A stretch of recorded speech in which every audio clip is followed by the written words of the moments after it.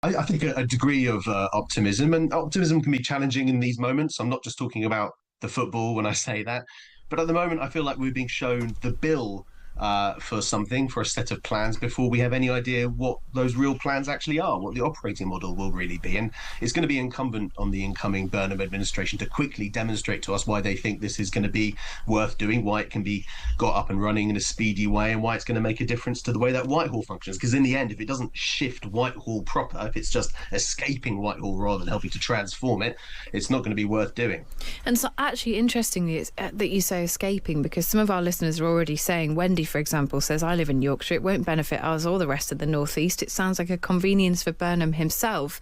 How could it work? What would you say Andy Burnham and his team would need to do to make it a genuine shift of democracy? I think that's the key question, and Wendy's absolutely right. There's no intrinsic reason why anyone in Newquay or Newcastle would feel more represented by an office in Manchester than they do by one located in London.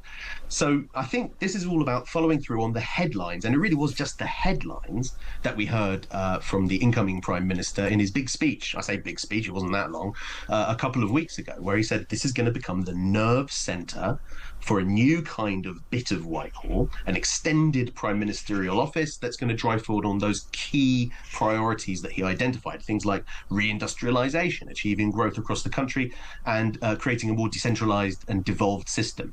But I can't emphasise enough, if this is going to be about taking a slice of central government and giving it a different postcode, that's still central government. That's not the same as devolving the system.